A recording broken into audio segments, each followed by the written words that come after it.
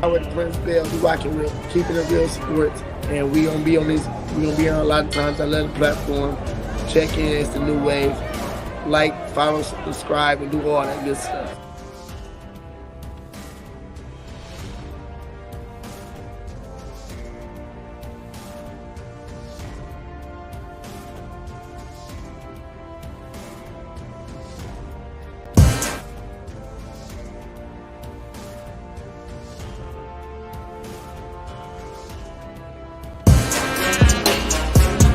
Come on. Told you I got you. Wanna talk about the game, he can talk about it. Tennis, match, golf, he can talk about it. Don't matter what it is, he can talk about it. Any sport dude, he know about it. Save your boy bum, don't doubt it. If he tell you that it is what it is. The real sports guy in the Sandman. Talk show game in the bag, man. Rep, don't have to throw the flag, man. Steve Taylor, Andy Sands. It's over, OVA. Game over, they don't play. From the fourth quarter to the ninth inning. NASCAR wheels keep spinning. To the 18th hole, he's still in control. Guy on the go. Coach never missing the play, cause he know the deal. This keeping it real. Sports. Come on. Keeping it real. Yeah. Let's go. Oh, indeed. Let's go. Another edition of Keeping It Real Sports. I am your boy, the Real Sports Guy. He is the Sandman, Andy Sanzada. And Sandman, I tell you, March continues to go mad. Last night, it went totally bonkers. It went totally off the rails, man. Wow, give me your thoughts, man, on what's been progressive this week in the sports. Oh, man, it's been a great week, Steve. Opening day in baseball. We'll get to that in a little bit. And it's right. WrestleMania weekend.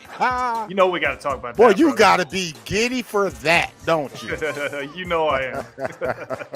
Yeah, WrestleMania is even bigger than ever, man. This year, man, it's just so Hollywood. damn big that they had to make 2 nights, man. WrestleMania goes Hollywood. We'll talk about all of that, man. Man, I had a chance to catch up with the father of Zia Cook at the Final Four. He's at Dallas, in Dallas. Had a chance to talk to him, man. We'll get a little bit of the conversation that I had with him, man, and see what he had to say about Zia, man, even though they were upset last night, man. Mm-hmm. But, Andy, man, without, man, further ado, because we've got a action-packed show for you as usual, man, we just got to start off with what we call hot off the press.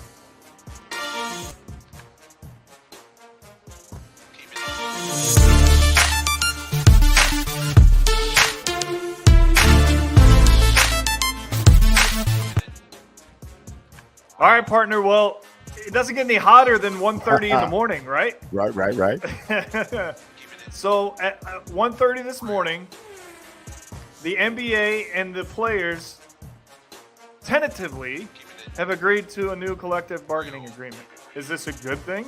Well, yeah, it is, because, man, the contract was going to run out, man. They were running out on the last contract, so that, you know, that thing was going to be null and void, you know, and a lot of things would have been out. Man, some of the big points on it, any American kid still cannot enter the NBA draft until the age of 19. There's also interesting, a mid-season tournament that looks to be implemented as early as next year. So these are some of the things that's coming from the new collective bargaining agreement, but they got it done last night, so it won't be any work stoppage. So that is a good thing. I hope the tournament replaces the All-Star game, because that's been a joke. Yeah, it might. It just may. Hey, look, let's do quick hitters.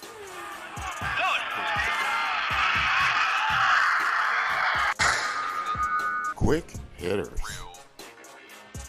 All right, we talked about it, partner. Opening day happened on Thursday. Major League Baseball back in the fray, back in action. We've got all the new rules. And, Steve, I think it's going to be great for the game of baseball. I was watching the Guardians game opening night. It only took 2 hours and 14 minutes. That's beautiful. That is the beautiful thing about when that, you have a man. pitching duel, it's going to be like that. When you don't have a pitching duel, it's still baseball. Yeah, and look, and to stay on that, man. You know, the quick hitter side. You're talking about the time in the game. Well, Andy, they're saving 25 to 26 minutes on the game, man. Yep. The pitch clock is here, and it's a good thing. Baseball realized it, they recognized it, and they fixed it. They're making it an easy product. Man, I can do 2.5 hours. I just can't do those 3.5, 4-hour marathons, man. Man, exactly. Help me, baseball. They did just that. Yeah, the 25 to 26 minutes was the average time that they fixed in spring training. It's already 21 minutes in regular season of a difference. So that's huge. It's going to be huge for the fans. I think it's going to grow the game, Steve. I really believe that. Yeah. What else you got? Well, Hall of Fame. We will get the rest of the class, but we know who's in right now. As of right now, it's D. Wade. Look. Paul Gasol got in, and Dirk Nowitzki, Tony Parker, and Greg Popovich will get the rest of the class later on today. But those are the 5 that we know that are going to go in. Yeah, the 2 locks for me would have been Nowitzki and Dwayne Wade. Those 2 were first class, automatic going in for sure.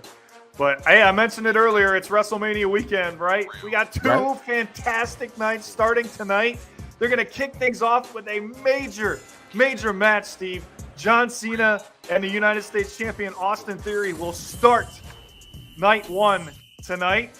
There's still some uncertainty of who the main event is tonight. Are the ladies going to take the show with Rhea Ripley and Charlotte Flair, or is there too much hype behind the Bloodline and the Usos and Sami Zayn and Kevin Owens?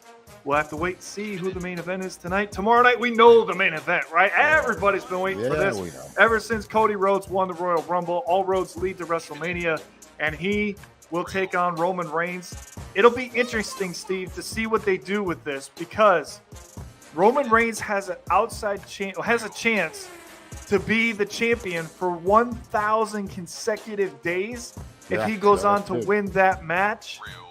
That's tempting if you're the WWE. That's a major milestone. But it definitely is. At the same time, from a creative standpoint, it might be time to move on to Cody Rhodes. Well, we'll find out, by the way.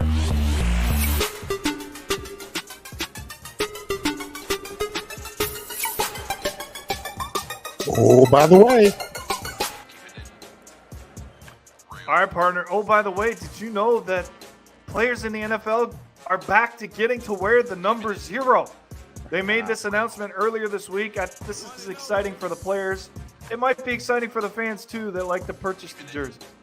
Yeah, you know, I'm glad you said back to wearing number 0. Because, see, I had to do my research. And when I did my research, I'm like, wait a minute. What happened to Jim Otto? Wasn't he so good that he had to wear 2 zeros? He was. So, there you go. I got one for you. Oh, by the way, how about this one, Andy?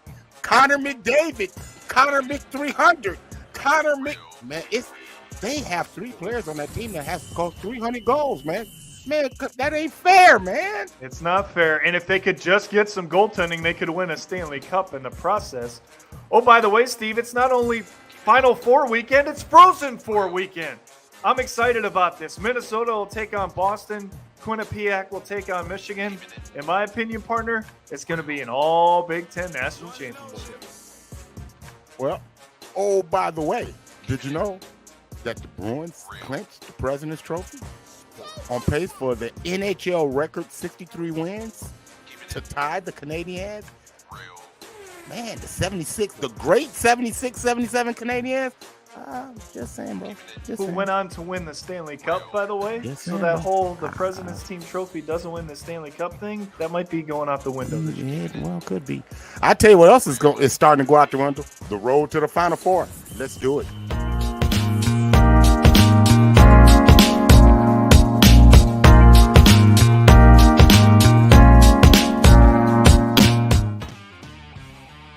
All right, partner, it's only appropriate that we allow the ladies to start first on this one, right? I mean, we had 2 outstanding games last night alone. Let's start with the first game of the night, which was Virginia Tech and LSU. Now, Virginia Tech had a 59-50 lead going into the fourth quarter, and then LSU just found their groove, Steve. I mean, they couldn't be stopped in that fourth quarter, and ultimately that was the difference in the game.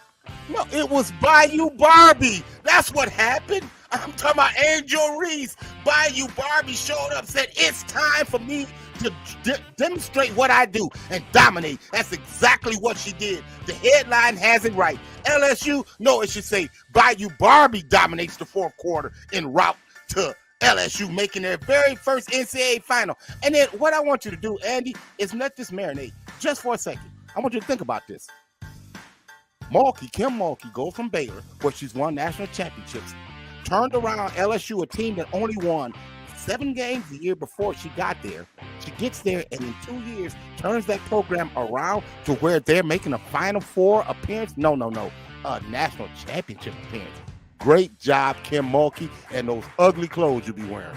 Yeah, that was a story. I got to give credit to Virginia Tech, though, because Georgia Amor, their starting guard, set an NCAA record with 23 three-pointers in a single NCAA tournament. So that was some record for her to accomplish.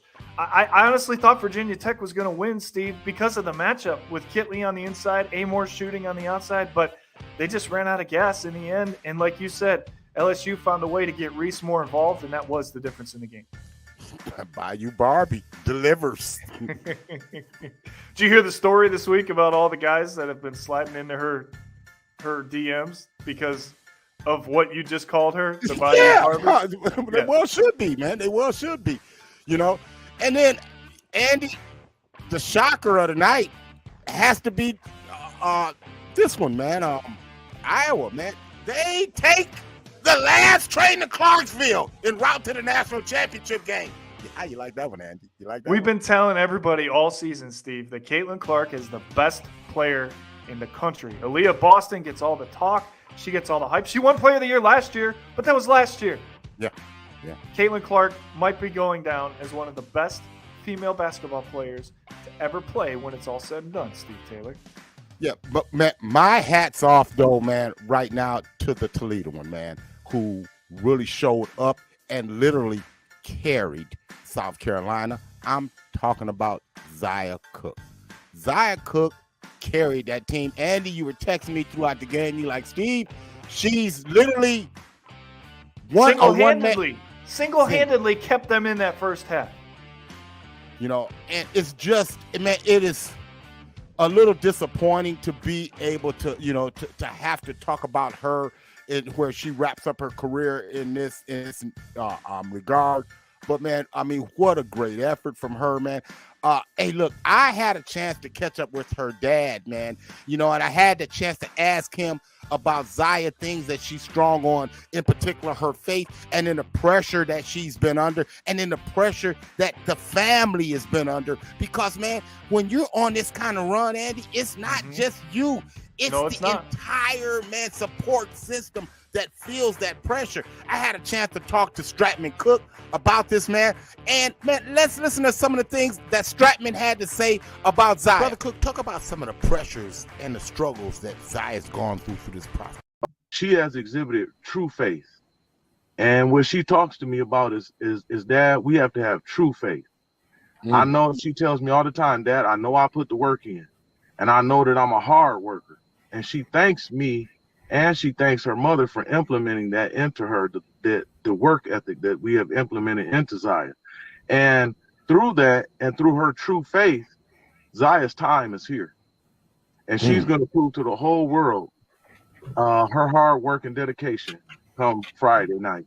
I want to ask you, Brother Cook, from the parents' point of view now, you and your wife's standpoint, you know, how is it on you? How does it affect you? Because I know it's a different kind of pressure for you guys right now. It definitely is. And that's why I said that about the true faith, because in this, you'll feel anxiety. You could tell yourself not to. You could try anything, meditate, pray. But when that buzzer buzzes, it's a certain feeling that comes over you because you know that you've worked your whole life for this moment. So at the end of the day, I have to be sure that I am there for her mentally and that I am there for her as a support system. Just to give you a little scoop in, like she had 6 points in the UCLA game. Her body was sore. Is going through this is a hard grind. So I went up to her room. She had just got a massage from the team masseuse. And brothers, I massaged my baby for at least an hour and a half after that. Wow. And y'all see what she came out and did the next day. Man. And that's what she's doing, giving you the work, man. She came out, man, 24 points last night, man. Yep. Man, our hats off to her. I echo Prince Albert Bell, man, who sent shouts out and love to her, man, saying that she's represented the city well. She indeed has, man. We got number love for Uzziah Cook. Salute. And I think she's going to the WNBA, Steve. I really believe that. Well, I know she's going to the WNBA. We know that. I had a chance to talk to Stratman Cook about that. That's the next journey, the next stop. So the train continues to go from here on. Little disappointment now, but she'll be one of the top 5 picks selected in this year's WNBA draft. And you could see at the end of the game, it finally just hit her, Steve, because she just broke down emotionally, was crying after all the handshakes and everything. Her teammates helping her off the court. It just, that's why you play the game of basketball. It's a passion. And when you don't get what you want from it, it hurts. And you saw that firsthand in her reactions last night. You definitely did that, man. So that gets us to, man, tomorrow, man, the final in this one. It's going to be Iowa and LSU. Man, give us a quick preview before we get into the men's final. I think that LSU's size on the inside is a different type of size compared to what Iowa faced against South Carolina. They're a little bit more athletic, and I think that ultimately that's going to be the difference, Steve. Plus, you got to go with the coach in this situation, right? And I'm trusting Kim Mulkey on this one. I think they're destined to win the national championship, so I'm taking the Tigers. Man, I like Bayou Barbie as well, so I'm going with LSU. So that brings us to tonight, the men's Final Four. Give me your first impression on this here matchup before we break the games down. Well, I think that what you have to look at with Florida Atlantic and San Diego State is something's got to give, right? You have the most offensive team in the country in Florida Atlantic. You have the most defensive team in the country in San Diego State. So far, both teams have been implementing their game plan to get to this point. So ultimately, it's going to come down to that. And I think Dusty May is a little bit more of a stronger head coach than Brian Dutcher. So I like Florida Atlantic. I think they're a team of destiny. Nobody has won more games in the country, Steve, than Florida Atlantic coming into this game tonight. So in that game, I'm going to take Florida Atlantic. In the other game, I always talk about teams of destiny, right? I think Miami might be one of those. Jim Larrañaga has gone so far, so many times. Is this finally his opportunity? I think he's got the guard play to get him there. And I think Miller on the inside, if they can involve him as much as they did last game and get him 20 to 24, look out. But UConn's no walkover. There's no question this is going to be the game of the night. But I'm going to ride destiny, Steve. I'm going to take Miami in this one as well. All Florida final. That's where I'm going. Well, Sav, let's back up, and look at the Florida Atlantic San Diego State game. Man, the reason that I'm rolling with Florida Atlantic is because Coach Von Graffine told me to. He said, "Steve, go do your homework." That's good enough reason right there. I did my homework on them, and yeah, they did great. And then what they did is they locked their guy in, Dusty May, to a long-term deal, not letting him get away like a lot of the other coaches did. You've seen a lot of movement within college coaches here this last a week since the tournament has begun. Well, FAU knows a good thing when they see it. They locked it up. Kudos to them for doing that. But when I look at FAU, I got to roll with FAU. Now at the other one, when I look at UConn and Miami has the ability to disrupt you with their guard play. They have 4 guards spread you out. And then the kid on the inside, man, Norchad, he is a glass eater. Mm-hmm. But the problem is, so is UConn, and UConn can beat you in a lot of different ways. Danny Hurley is not going to play far away from their identity. I love UConn in this. I picked UConn number 1 when the season first started. I've been on the UConn bandwagon all year. It hasn't stopped. I like UConn. All right, so there you have it. So there it is. Preview. So, all right, let's go to NFL storyline.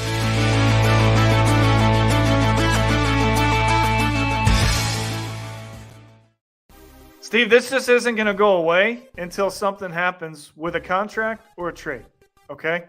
Now, all we hear about, and all we're going to keep hearing about, get ready for it, folks, is Lamar Jackson. And it's just puzzling to me how the guy that won an MVP and has taken you to the playoffs pretty much every year he's been a starting quarterback is now a guy that comes to your management team and requests a trade because you won't reward him for what he's done. I still can't make sense of this.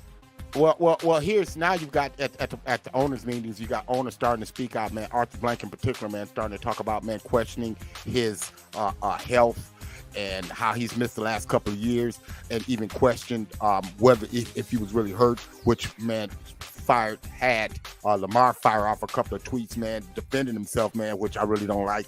Hey, but Robert Irsay says, man, maybe I need to take a look at things. Well, you think? Because the draft ain't gonna fall exactly like you think. Andy, I know that we had this lined up, but let me just kind of prove my point and take a look at my first mock draft, and then we'll get back to the point that we're making right here. My first mock draft, people, I have C.J. Stroud going number 1 to the Carolina Panthers. Okay, I have Bryce Young going number 2 to going to Houston. I have Jalen Carter. Yes, Jalen Carter going 3 to the Cardinals, which puts at that point the Colts on the board. And can the Colts really trot out Will Levis at quarterback after trotting out Jacoby Brissett, Phillip Rivers, Matt Ryan, and Carson Wentz week 1, the last 4 years since the retirement of Andrew Luck? That is a problem. I don't think they're going to do that. Andy, I think that they're going to make the big move. That's why he started to talk about it. People, you heard it here first. Lamar Jackson to the Colts. Yep. I mean, you and I agree on this one, Steve. I mean, it makes the most sense, without question. And the reason it makes the most sense is because they have the most to offer to get Baltimore to actually do this. Baltimore is calling it bluff on Lamar Jackson. Lamar Jackson says, okay, I'll play your game. Trade my tail. Go ahead, trade me. Right. See what happens. And Steve, I have to mention this because I saw a brilliant meme on Facebook the other day. The smartest thing the Cleveland Browns have ever done is give Deshaun Watson a $230 million contract because now the Ravens are trading Lamar Jackson. Yeah. When you stop and think about that, it's ingenious. Well, I tell you what else is been the buzz of the NFL has been, this guy, man. Is he actually going to go to the Jets, man? What the hell is going on? Andy, I'm going to tell you that he's going to the Jets, man. Y'all can go. Well, Steve, why do you say that he's going to the Jets? Why? Because the Jets seem to be signing all of these wide receivers without a quarterback. They got to be telling them something, man. Andy, give me your thoughts real quick. Listen, I said it a couple weeks ago when you asked me about this, when he first said, I'm going to the Jets. The Packers determined that, right? The Packers are going to hold him hostage as long as they possibly can before they have to trade him to try to get the most they can out of him. And they don't want to roll with Jordan Love. They're going to because they don't have a choice. But, Steve, wouldn't it be interesting if Green Bay found a way to package something to Baltimore to get Lamar Jackson? Look, man. No, they're rolling with Jordan Love. Now, I'm gonna tell you that. I know that, but I'm just. It's a hypothetical. Here's the thing. They backed off of their demands for number 1 because they wanted that 13th pick. They tried to play hardball. The Jets wasn't going for it. Woody Johnson and company says no deal, no dice. Okay. Then you saw the slight move that they made last week when they shipped the wide receiver to Cleveland for a 2nd-round pick. Elijah Moore. Yeah. That's gonna be that's gonna be part of the package to land Aaron Rodgers. It's not if, it's just when, people. Yeah, exactly. Okay. I'm gonna tell you something else now. If and when Zeke Elliott decides to sign, and there's the 3 teams that he's talking about, said Jets, Philly, and Cincinnati, and I'm gonna tell you right now, we ain't letting your ass back in Ohio. So you can, man, drop Cincinnati off the doggone list. You ain't coming back to Ohio. It's over. OVA. Why? Let me ask you why you say that, because that's actually where I think he's going to end up, is Cincinnati. Because he put on that star. And once you leave Ohio State, and put on that star, we ain't got no love for you. We ain't opening our arms and letting you back to Ohio. If I'm a Bengals fan, that goes to the wayside. He could make them a Super Bowl team. Kenny G, get in here and say something. You know what I'm talking about, Kenny G. I know what you're Horns talking up, about. Kenny G. I'm just telling you, I'm making an exception if it's Zeke Elliott. That's But all I know, I'm saying. but I know one thing. I know what he won't do. I know he won't wear 21 for the Dallas Cowboys next year because I know who will. Yep. Stephon Gilmore. Just saying. Boy, the more and more I think about him in Dallas, Steve, I mean, we're a long way away from the fall, right? We still have the draft, and we're going to have plenty of draft previews and everything coming up in the next few weeks. But how do you not think about picking the Cowboys in the East? Who's their quarterback? I knew that's what you were going to say. Okay. All right. All right. NBA update time. Let's roll. We're talking about Dink and Dak for crying out loud.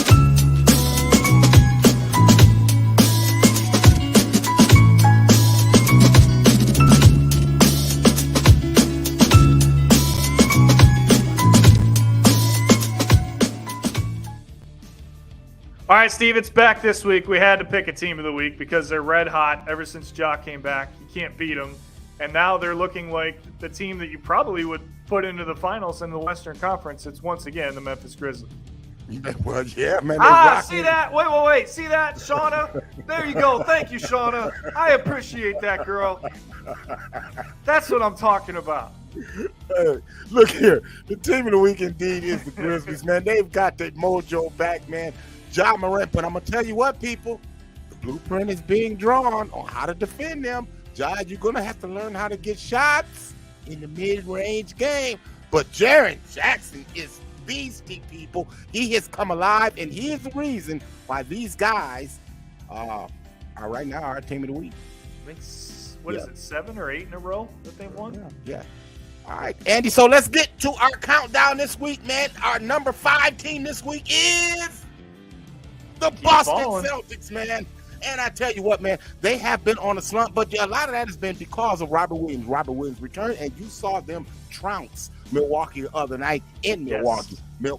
Boston bounced back last night, and Jason Tatum had a big night. But Boston right now, this week, we got them number 5. That brings us to number 4 team of the week, Joel Embiid. And I really like him. He's number 1 in my MVP rating right now. I got him over the Joker. I'm telling you, this kid is flat out holding up the Philadelphia 76ers, the city of brotherly love, showing a whole lot of love. That gets us to number 3. Our team of the week, the Memphis Grizzlies, because I tell you, Jaren Jackson, JJ and company, he's back, Jack, and it's all that. I love the Memphis Grizzlies. We got him at number 3. That gets us to number 2. The Denver Nuggets, the number 1 team in the West. Hey, man, the Joker is a walking triple-double, people. Believe it. And when you look at our number 1 team in the week, it's the Milwaukee Bucks. Sam, man, even when Giannis has a bad night, an off night, it's 25 points and 10 rebounds on an off night. Yeah. That's the kind of effort he gets. Now you're seeing the alpha male 2 right now being Drew Holiday. Middleton only have to be number 3 on the totem pole now. And then they've surrounded him with a bunch of shooters and a lot of high energy guys. I love the Milwaukee Bucks, and we got them number 1 again this week. Steve, you could still argue Giannis has got to be in the MVP conversation. Absolutely. It's not a lock, people. This thing is going to go all the way down to the final game of the season before it's decided. Yeah. And we've decided it's time to end episode 79. Right. But before we go, we wish you love. We got one last thing. That's right. One last thing. Marcus Stroman, the first pitcher penalized in the new pitch clock era, man. Man, I tell you, it's gonna happen. People are speeding up the game. The baseball games are easy to watch. Down at the park last night, we got a chance to do the opening day for the Toledo Mud Hens. With Black and White Sports went down there. It was a window of weather that we had, a 3-hour window. We got the game in, Andy. We got the game in. I have a big concern, though, for the Guardians bullpen because a couple of their pitchers got hit with a delay already. And James Karinchak, one of them, because he's so fidgety when he's on the mound, so he can't get set in time, gave up a 3-run homer, cost us the game on opening night. That's a big concern. He's got to get that figured out. Yep. And I tell you what we got to get figured out is this is the end of this episode, man. Hey, now man, it is. Now we're now done. Now it man. is. I forgot the one last thing. Hey, it's Saturday morning. I'm not awake yet. Wake up, man. Go back to sleep. All right. I got to take a nap before WrestleMania tonight. So until next week. We wish you love. And peace. Deuces.